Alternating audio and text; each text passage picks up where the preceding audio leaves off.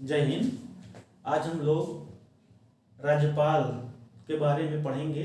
इसके पहले हम लोग विधानसभा और विधान परिषद के संदर्भ में बातें कर चुके हैं। आज हम लोग राज्यपाल, जो कि भारतीय संविधान के भाग 6 के अनुच्छेद 153 से 162 तक दिया गया है कि राज्यपाल के संदर्भ में क्या क्या प्रावधान है, हम उसका अध्ययन करेंगे।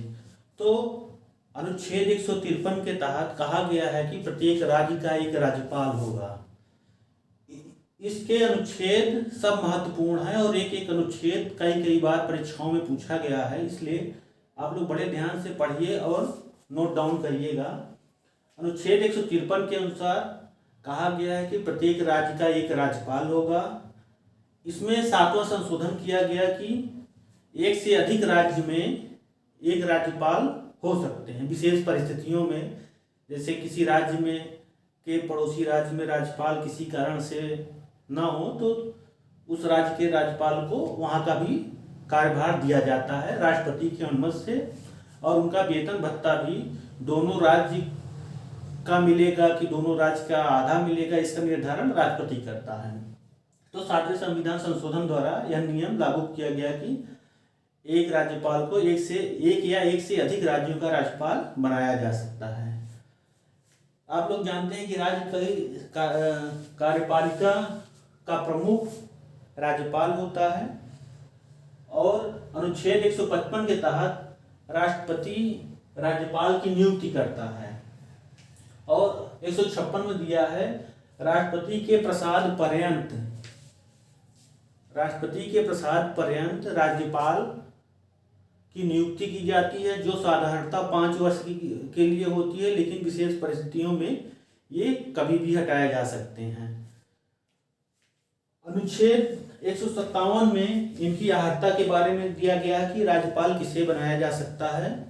तो ये भारत के नागरिक हों और इनकी आयु 35 वर्ष पूर्ण हो चुकी है और किसी की लाभ के पद पर न हो, उन्हें राष्ट्रपति द्वारा राज्यपाल बनाया जाता है।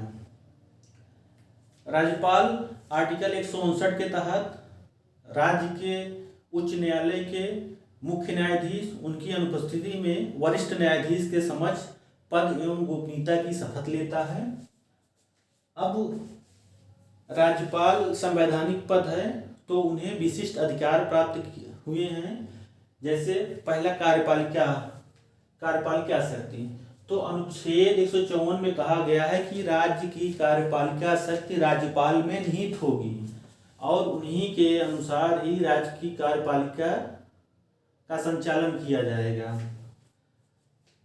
अनुच्छेद 164(1) में कहा गया है कि राज्यपाल मुख्यमंत्री की नियुक्ति करेगा और मुख्यमंत्री की सहमति से अन्य मंत्रियों की नियुक्ति करेगा। राज्यपाल को एक विशेष अधिकार दिया गया है कि वो राज्य के उच्च पदस्थ अधिकारियों की नियुक्ति करता है।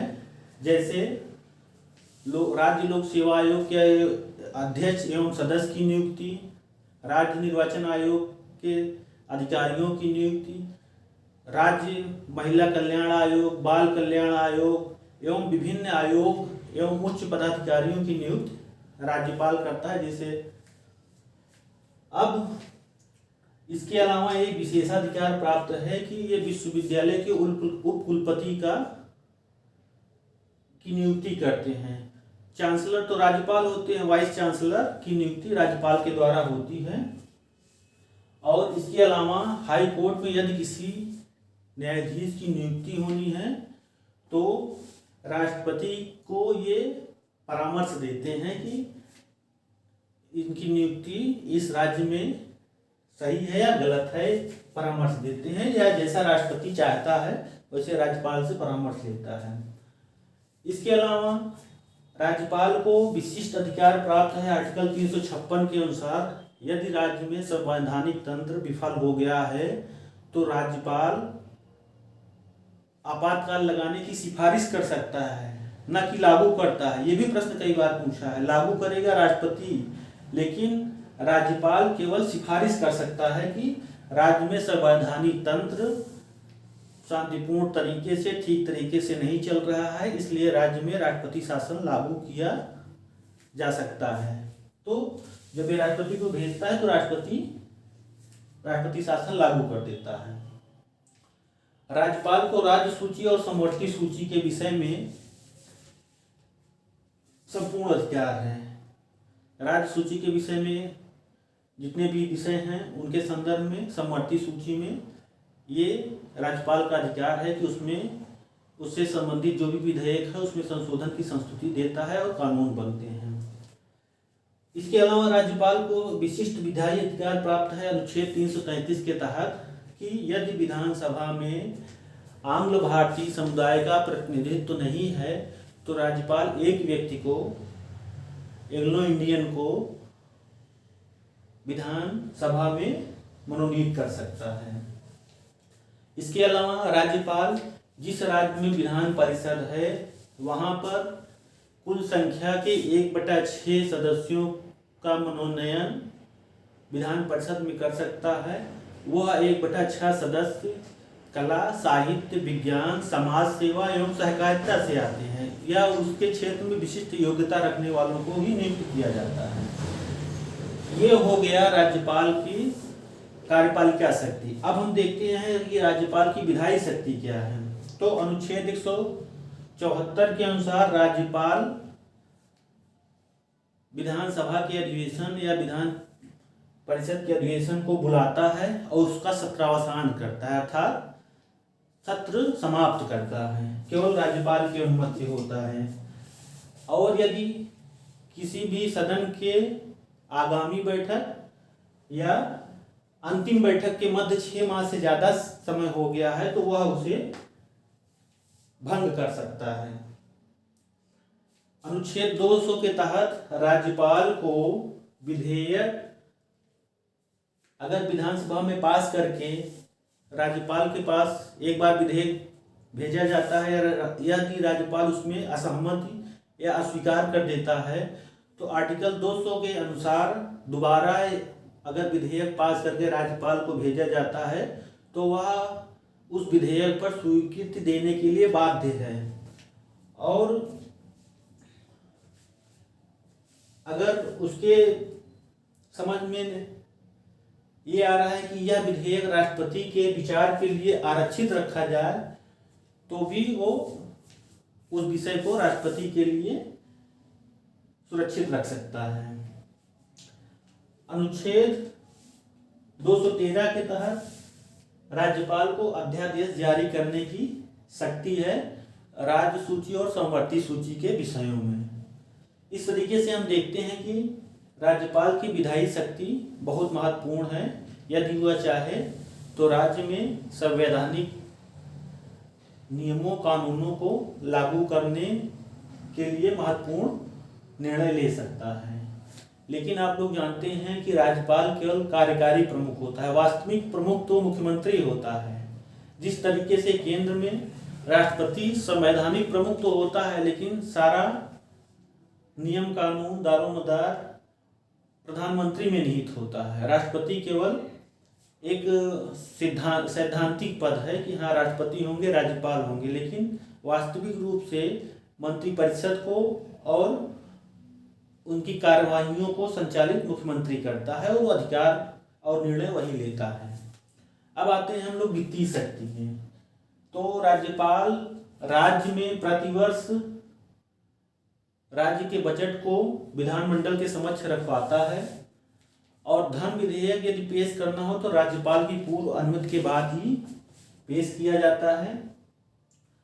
और इसके अलावा सबसे महत्वपूर्ण अधिकार यह है कि राज्य की संपत्ति जो होती है आकस्मिक निधि, जिसमें किसी विशेष परिस्थिति में आकस्मिकता इमरजेंसी में अगर फंड निकालना हो तो उसकी संपूर्ण नियंत्रण राज्यपाल पे होती है।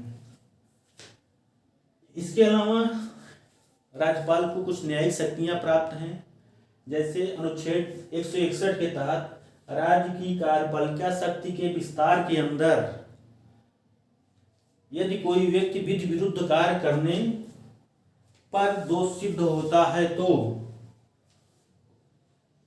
उस व्यक्ति के दंड को क्षमा, परविलंब मतलब कुछ समय के लिए रोकना तथा विराम, पूर्ण विराम लगा देना कि मुकदमे को या उस विधि विरुद्ध कार्य करने को, अपराध को एकदम रोक दिया या परिहार करने मतलब हटाता है।